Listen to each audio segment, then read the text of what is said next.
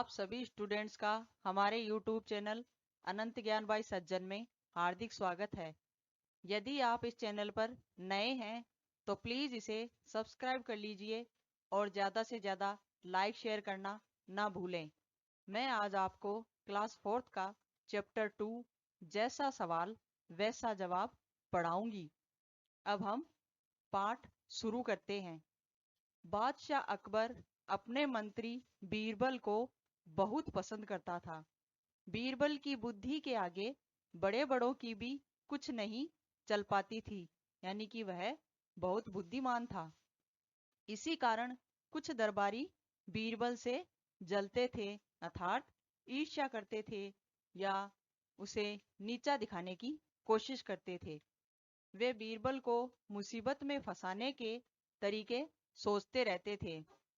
बीरबल बहुत बुद्धिमान था, इसलिए अकबर के सभी दरबारी उससे जलते थे और इसलिए वे बीरबल को मुसीबत में अर्थात अनेक प्रकार के संकटों में घेरने के तरीके सोचते रहते थे, अर्थात उसे नीचा दिखाने की सोचते थे। अकबर के एक खास दरबारी ख्वाजा सरा को अपनी विद्या और बुद्धि पर बहुत अभिमान था। अभिमान मतलब घमंड था। बीरबल को तो वे अपने सामने नीरा बालक और मूर्ख समझते थे। नीरा बालक मतलब तुच्छ समझते थे और मूर्ख मतलब बेवकूफ। लेकिन अपने ही मानने से तो कुछ होता नहीं, यानी कि अपने स्वयं के बड़ाई करने से कुछ नहीं होता। वो तो तभी होता है जब जगत उसकी बड़ाई करता है। दरबार में बीरबल की ही तूती बोलती थी। तूती बोलना मतलब उसी की चलती थी। और ख्वाजा साहब की बात ऐसी लगती थी जैसे नकार खाने में तूती की आवाज। इसका मतलब है जैसे बहुत जनों के बीच में एक छोटी सी बकरी का मिमियाना। ख्वाजा साहब की चलती तो वे बीरबल को हिंदुस्तान से निकलवा देते, लेकिन निकलवाते कैसे? ख्वाजा साहब को बीरबल से इतनी जलन थी कि वे अगर चाहते या फिर उनकी चलती तो बीरबल को देश निकाला दे देते। एक दिन ख्वाजा ने बीरबल को मूर्ख साबित करने के लिए बहुत सोच विचार कर कुछ मुश्किल प्रश्न सोच लिए। उन्हें विश्वास था कि बादशाह के उन प्रश्नों को सुनकर बीरबल के छक्के छूट जाएंगे, अर्थात वह हार जाएगा या उनके जवाब नहीं दे पाएगा तो नीचा देखना पड़ेगा और वह लाख कोशिश करके भी संतोषजनक उत्तर नहीं दे पाएगा। ख्वाजा शेरा 3% सोच के यह सोच रहा था कि बीरबल के पास इनके जवाब नहीं है और उसे नीचा देखना पड़ेगा। फिर बादशाह मान लेगा कि ख्वाजा शेरा के आगे बीरबल कुछ भी नहीं है। ख्वाजा साहब अचकन पगड़ी पहनकर दाढ़ी सहलाते हुए अकबर के पास पहुंचे और सिर झुकाकर बोले, बीरबल बड़ा बुद्धिमान बनता है, आप भी उसकी लंबी चौड़ी बातों के धोखे में आ जाते हैं। मैं चाहता हूं कि आप मेरे 3 सवालों के जवाब पूछकर उसके दिमाग की गहराई नाप लें और उस नकली अकल बहादुर की कलई खुल जाएगी।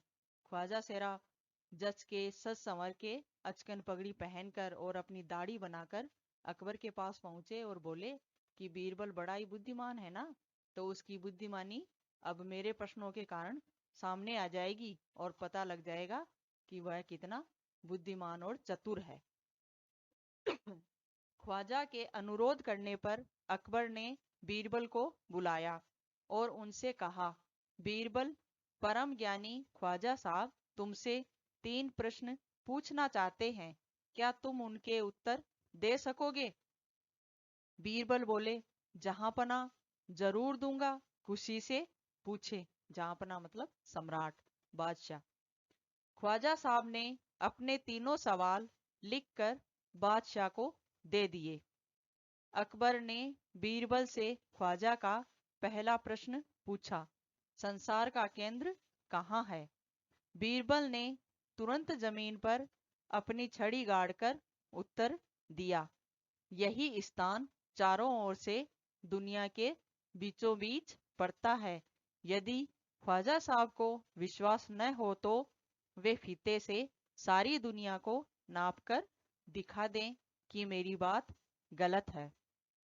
बीरबल ने ख्वाजा के पहले प्रश्न का उत्तर दिया कि और उसने अपने पास छड़ी गाड़ी और कहा कि यही दुनिया के बीचों बीच है और यही दुनिया का केंद्र है। यदि ख्वाजा को इसका विश्वास नहीं है तो वह फीते से नापकर इसको जांच कर सकता है। अकबर ने दूसरा प्रश्न किया, आकाश में कितने तारे हैं?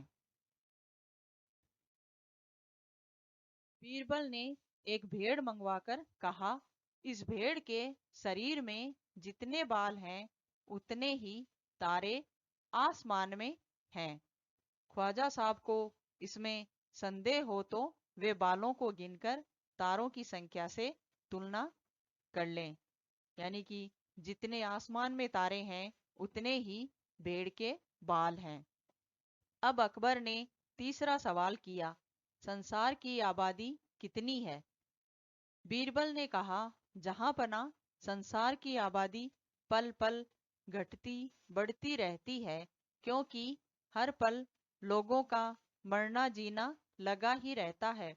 इसलिए यदि सभी लोगों को एक जगह इकट्ठा किया जाए तभी उनको गिनकर ठीक ठीक संख्या बताई जा सकती है।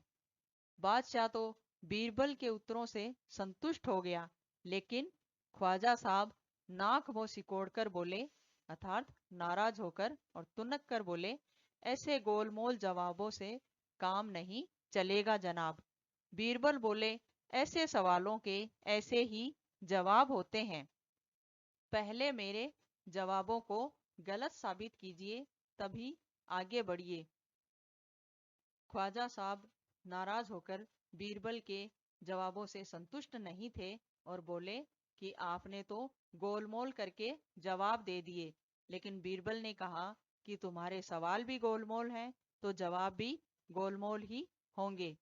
ख्वाजा साहब से फिर कुछ बोलते नहीं बना। इसके आगे ख्वाजा साहब कुछ नहीं बोल सके और वे निरुत्तर हो गए। हमारा पाठ यहीं समाप्त होता है। अब इसके प्रश्न देखते हैं। तुम्हारी बात कै ख्वाजा सरा के तीनों सवालों का क्या कोई और जवाब हो सकता है? अपने मन में सोचकर लिखो। ख्वाजा सरा का पहला प्रश्न था, संसार का केंद्र कहाँ है, अर्थात संसार का बीज कहाँ है।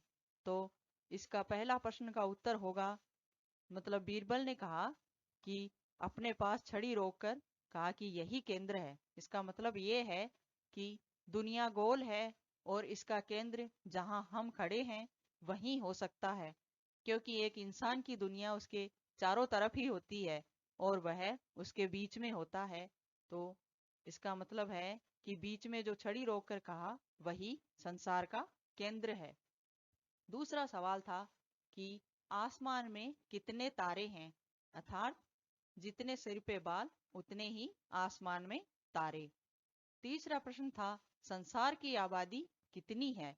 तो आबादी का तो पता तभी लगाया जा सकता है जब हम सभी को एक जगह इकट्ठा करें और ठीक ठीक गिनती करके बता सकें, तभी पता लग सकता है कि संसार की आबादी कितनी है। खैर, अगर तुम ख्वाजा सहरा की जगह पर होते तो बीरबल को हराने के लिए कौन से सवाल पूछते?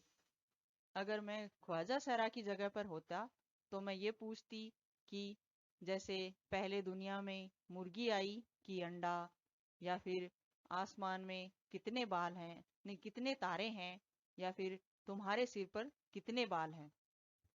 गए। ख्वाजा सहरा का बस चलता तो वे बीरबल को हिंदुस्तान से निकाल देते। अगर तुम्हारा बस चले तो तुम कौन कौन सी इच्छाएं पूरी करना चाहोगे? जैसे बच्चों की इच्छाएं होती हैं, चॉकलेट खाना, अच्छे अच्छे कपड़े पहनना, सुंदर सुंदर जगहों में जाना, खेलना, घूमना फिरना। और जैसे बड़ों की इच्छाएं होती है, जैसे चारों तरफ का वातावरण शुद्ध हो, बहुत सारे पेड़ लगाए जाएं, साफ सफाई की जाए आदि। नीचे लिखे वाक्य पढ़ो। मैं बस में बैठकर स्कूल जाती हूँ। ख्वाजा सरा का बस चलता तो वे बीरबल को निकाल देते। बस अब रुक जाओ। बस 2 दिन की ही तो बात है, मैं आ जाऊंगी। ऊपर लिखे वाक्यों में बस शब्द के अर्थ अलग अलग हैं। इसी तरह चल शब्द से वाक्य बनाओ। जैसे पहला शब्द है चल, जैसे मैं वहां से चल रहा हूँ। दूसरा शब्द है चल चल, मुझे जल्दी जल्दी चला चलना है। और तीसरा शब्द है चले, आओ हम सब मिलकर चले। और चलना, जैसे मुझे इतना तेज नहीं चलना चाहिए, चलती चलती बस में नहीं चढ़ो, चलो सब मिलकर चलो। बड़े कहानी। एक दिन अकबर ने बीरबल से पूछा, बीरबल दुनिया में सबसे अधिक शक्तिशाली कौन है? बीरबल ने क्या कहा होगा? कहानी आगे बढ़ाओ। इसकी कहानी मैं आपको आगे बताऊंगी। वो जो कहानियां, बीरबल की चतुराई के किस्से बहुत मशहूर हैं। कह, तुम भी बीरबल का एक ऐसा ही किस्सा ढूंढो जिसमें वह अपने जवाबों से सबका मुंह बंद कर देता है। तो इसकी एक कहानी है। जैसे एक बार बीरबल और अकबर कहीं गए हुए थे, तो वहां एक साधु थे। वो ठंडे पानी के अंदर बैठे थे और सामने एक दिया जल रहा था। सुबह उठकर अकबर ने उस साधु से कहा कि तुम सारी रात इस ठंडे पानी में कैसे टिके रहे? तब उसने कहा कि वह सामने दूर उस दिए की लौ को देखकर इस ठंडे पानी में खड़ा रहा। लेकिन बीरबल उसके जवाब से संतुष्ट नहीं हुआ। तब बादशाह ने कहा कि तुम क्यों नहीं संतुष्ट हो? तब उसने कहा कि आइए चलिए मैं आपको दिखाता हूँ। उसने नीचे आग लगा दी और एक मंजिल ऊपर एक पतीले में खिचड़ी रख दी, जो बिल्कुल भी आंच नहीं लगने से कच्ची ही थी।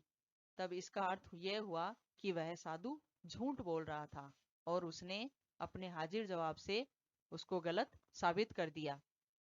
खैर, बीरबल की तरह बहुत से अन्य व्यक्तियों की हाजिर जवाबी के किस्से प्रसिद्ध हैं। उनके नाम पता करो, जैसे तेनालीरामा, शेख चिल्ली और भी बहुत से व्यक्ति हैं। नीचे लिखे शब्दों की जगह और कौन सा शब्द इस्तेमाल हो सकता है? खाली जगह में लिखो। बुद्धिमान, होशियार, चतुर। मूर्ख, बेवकूफ, नासमझ। अभिमान, घमंडी, विश्वास, भरोसा, कोशिश, प्रयास, संसार, जगत, दुनिया। मुहावरे। नीचे लिखे मुहावरों का इस्तेमाल तुम कब कब कर सकते हो, आपस में चर्चा करो। अब इनका वाक्यों में इस्तेमाल करो। पहला, नाक बो सिकोड़ना, अर्थात चिढ़ना या फिर नापसंद करना। जैसे इसका वाक्य में प्रयोग हो सकता है, जैसे मैंने गांव की सड़क के किनारे कीचड़ देखा तो मैंने अपनी नाक भौं सिकोड़ ली। दूसरा है कलई खुलना, पोल खुलना या सच्चाई सामने आना। जैसे राधा ने मिठाई बनाई थी लेकिन उसने उसे छुपा लिया, लेकिन उस गंध से उसकी कलई खुल गई। आज की हमारी कक्षा यही समाप्त होती है। धन्यवाद।